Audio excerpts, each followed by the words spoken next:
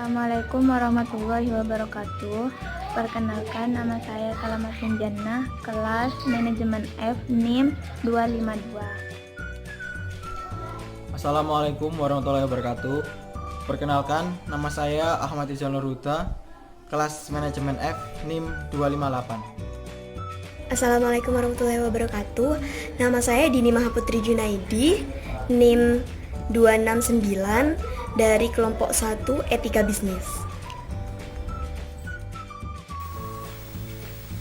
Assalamualaikum warahmatullahi wabarakatuh.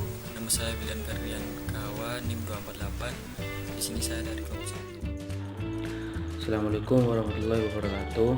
Perkenalkan, nama saya Arya Skandarsah, NIM 256 dari kelas Manajemen F, kelompok 1 Etika Bisnis. Di sini kelompok kami akan mempresentasikan tentang kasus gagal bayar mengenai klaim asuransi Jiwasraya. Ada 3 poin yang akan kami bahas pada presentasi kali ini. Yang pertama yaitu adalah kasus gagal bayar mengenai asuransi Jiwasraya. Yang kedua adalah mengenai pelanggaran etika yang ada di kasus ini, dan yang ketiga yaitu adalah hikmah dari pelanggaran tersebut.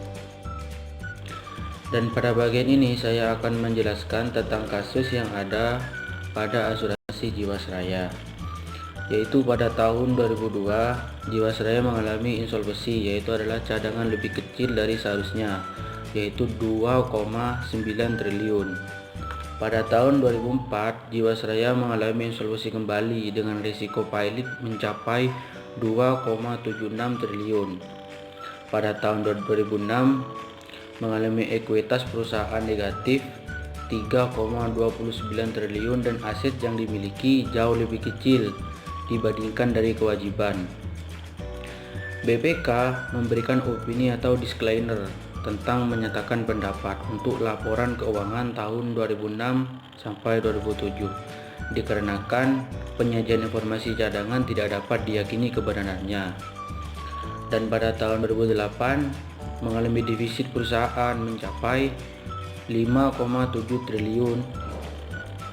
Kemudian Jiwasraya menerbitkan reksadana penyertaan terbatas dan reasuransi atau penyelamatan jangka pendek untuk menghilangkan kerugian di laporan keuangan. Dan pada tahun 2009 mengalami defisit lagi, yaitu mengalami defisit perusahaan 6,3 triliun rupiah dan melanjutkan skema reasuransi lagi. Pada tahun 2010 juga melakukan reasuransi kembali, dan pada tahun 2011 perusahaan melanjutkan skema reasuransi dan surplus 1,3 triliun. Tahun 2012 Badan Pengawasan Pasar Modal dan Lembaga Keuangan atau BAPEPAM meminta perusahaan menyampaikan alternatif penyelesaian komprehensif dan fundamental jangka pendek. J-Saving atau Saving Plan mendapatkan izin BAPEPAM pada 12 Desember 2012 dengan quarter return 12% per tahun, lebih tinggi dibanding yield obligasi. Perusahaan surplus 1,6 triliun per 31 Desember 2012 melalui skema finansial reasuransi, namun defisitnya mencapai 3,2 triliun tanpa skema finansial reasuransi. Dan yang terakhir untuk pada bagian saya yaitu tahun 2013 BAPEPAM resmi beralih kepada Otoritas Jasa Keuangan atau OJK dan meminta Kementerian BUMN menyampaikan langkah alternatif penyihatan keuangan perusahaan beserta jangka waktu karena rasio solvabilitas perusahaan kurang 120%. Perusahaan menyampaikan alternatif penyihatan berupa penilaian kembali. Cukup sekian penjelasan dari saya sendiri, selanjutnya akan dilanjutkan oleh saudari Dini. Terima kasih. Baik, di sini saya akan melanjutkan penjelasan dari Arya, yaitu tentang kasus-kasus apa saja yang terjadi pada asuransi Jiwasraya. Di sini pada tahun 2014 itu ada 2 kasus. Yang pertama itu peningkatan penempatan dana di saham dan reksadana. Yang kedua, terjadi lonjakan pendapatan premi hingga 50%. Dan selanjutnya tahun 2015 itu terjadi sekitar 3 kasus. Yang pertama itu hasil audit BPK menunjukkan penyalahgunaan wewenang dan laporan aset investasi keuangan melebihi realita serta kewajiban di bawah realita. Yang kedua itu Jiwasraya membeli obligasi medium term note pada perusahaan yang baru berdiri 3 tahun tanpa pendapatan dan terus merugi. Yang ketiga, BPK mengungkap kejanggalan pembelian saham dan reksadana lapis kedua dan ketiga yang tidak disertai kajian memadai tanpa pertimbangan aspek legal dan kondisi keuangan perusahaan. Pada tahun 2016 itu terjadi 4 kasus. Yang pertama itu OJK meminta perusahaan menyampaikan rencana pemenuhan rasio kecukupan investasi karena sudah tidak lagi menggunakan mekanisme asuransi. Yang kedua, BPK menemukan nilai pembelian sejumlah saham dan reksadana lebih mahal dibanding nilai pasar sehingga berpotensi merugikan perusahaan sekitar 601,85 miliar. Yang ketiga, BPK mencatat investasi tidak langsung senilai 6,4 triliun atau setara 27,78% dari total investasi perusahaan pada tahun 2015. Yang keempat, Jiwasraya melepas saham dan reksadana lapis kedua dan ketiga sesuai rekomendasi BPK. Dan pada tahun 2017 itu ada sekitar 7 kasus. Yang pertama, OJK meminta Jiwasraya mengevaluasi produk JS Saving Plan agar sesuai kemampuan pengelolaan investasi. Yang kedua, OJK memberikan sanksi peringatan pertama karena perusahaan terlambat menyampaikan laporan aktuaria pada tahun 2017. Yang ketiga, pendapatan premi JS Saving Plan mencapai sekitar 21 triliun dan laba 2,4 triliun atau naik 37,64% dari tahun 2016. Dan yang keempat, ada ekuitas surplus sebesar 5,6 triliun tetapi kekurangan cadangan premi sebesar 7,7 triliun karena belum memperhitungkan penurunan aset. Yang kelima, perusahaan kembali memberi saham dan reksadana lapis kedua dan ketiga. Yang keenam, OJK tidak menemukan saham dan reksadana yang melebihi batas investasi. Batas investasinya itu 10% saham dan 20% reksadana pada setiap manajer investasi. Yang ketujuh, pencatatan liabilitas yang lebih rendah dari semestinya membuat laba sebelum pajak mencapai sekitar kurang lebih 428 miliar dari sebenarnya rugi 7,26 miliar. Langsung saja, pada tahun 2018 OJK dan Jiwasraya membahas penurunan pendapatan premi secara signifikan akibat penurunan garansi imbal hasil atau atas produk JS Saving Plan.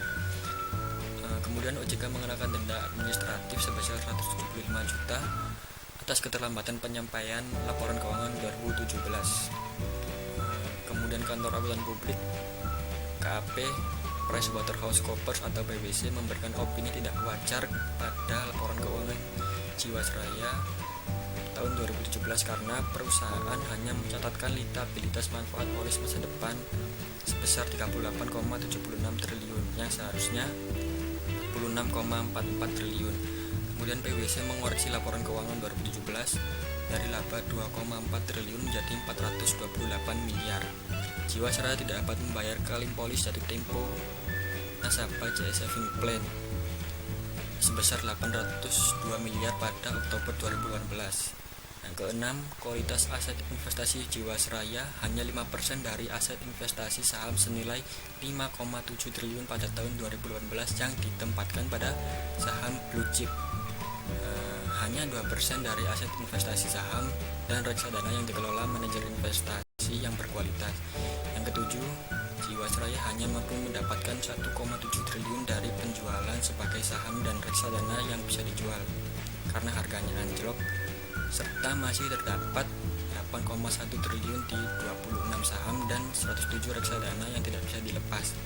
Kemudian yang ke-8, pada tahun 2012 ini yang terakhir, BPK menyebutkan Jiwasraya melakukan investasi aset beresiko untuk mengejar imbal hasil tinggi sehingga mengabaikan prinsip kehati-hatian.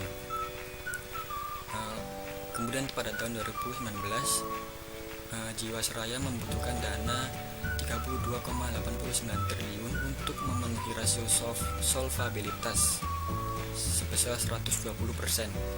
Yang kedua, aset Jiwasraya tercatat 23,36 triliun, kewajiban 50,5 triliun, nilai ekuitas negatif 27,24 triliun, dan liabilitas produk JS Saving Plan tercatat 15,75 triliun. Ketiga, total klaim jatuh tempo yang gagal bayar mencapai 12,4 triliun. Yang terakhir, pada tahun 2020, Kejaksaan Agung meminta BPK memulai audit investigasi Jiwasraya dan OJK. Kedua, klaim nasabah yang akan jatuh tempo hingga akhir tahun 2020 mencapai 16,1 triliun. Indikasi kerugian negara sebesar 13,7 triliun akibat gagal bayar polis. Mungkin itu saja dari kasus gagal bayar tahun 2014 sampai 2020. Selengkapnya kalian bisa lihat di makalah yang kelompok kami berikan. Terima kasih. Assalamualaikum warahmatullahi wabarakatuh. Pelanggaran etika. Secara etika masuk dalam pelanggaran berat karena aspek kejujuran. Informasi yang benar, kehati-hatian dilanggar, seperti dijelaskan Bernard Black, profesor hukum di Northwest Universitas Amerika Serikat. Eksistensi pasar modal dengan satu dan lain hal merupakan sebuah keajaiban, karena investor bersedia menyerahkan bagian uangnya untuk membeli hal tak terwujud dengan nilai atas hak itu. Sangat ditentukan oleh kualitas informasi yang diberikan oleh penjual hak tersebut. Penyalahgunaan itu merupakan bentuk pelanggaran moralitas berat karena mengkhianati janji suci antar pengolah saham dan pembeli. Etika bisnis adalah keharusan bagi pengolah bisnis keuangan karena kepatuhan pada janji suci untuk mengolah bisnis keuangan dengan prinsip kejujuran, kehati-hatian, transparan, dan harus dikelola dengan orang yang memiliki kualitas moral yang teruji. Masalah menjadi refleksi bersama bisnis keuangan membutuhkan orang punya kejujuran dan integritas. Dalam hal ini, publik disadarkan berhati-hati memilih lembaga pengolah keuangan yang kredibel, teruji, dan memiliki rekam jejak yang unggul dalam moralitasnya. Seperti diketahui dalam kasus Jiwasraya, penyidik telah menetapkan 5 orang sebagai tersangka. Kelima orang itu adalah Dirut PT Hansom International Tbk, Benny Joko Saputro, Komisaris Utama PT Trada Alam Minera Tbk, Heru Hidayat, mantan Direktur Keuangan Jiwasraya, Hari Prasetyo, mantan Direktur Utama Jiwasraya, Hendrisman Rahim, dan mantan Kepala Divisi Investasi dan Keuangan Jiwasraya, Syah Mirwan. Assalamualaikum warahmatullahi wabarakatuh. Saya akan menjelaskan poin 3, yaitu hikmah yang didapat. Yang pertama, berasuransilah pada perusahaan asuransi yang resmi, terdaftar, dan diawasi oleh otoritas atau regulator di Indonesia. Yang kedua, lebih mengenali perusahaan asuransi yang akan dipilih melalui kinerja perusahaan asuransi yang dapat dilihat pada laporan kinerja keuangan yang bisa diakses secara luas. Yang ketiga, lebih memahami produk yang akan dipilih, pastikan sesuai kebutuhan. Apabila produk asuransi menawarkan nilai investasi, kenalilah bahwa investasi yang menawarkan imbal balik tinggi juga memiliki risiko yang cukup tinggi. Yang keempat, tidak langsung memasrahkan investasi kita terhadap orang lain. Sekian presentasi dari kelompok kami. Apabila ada kesalahan, mohon maaf. Wassalamualaikum warahmatullahi wabarakatuh.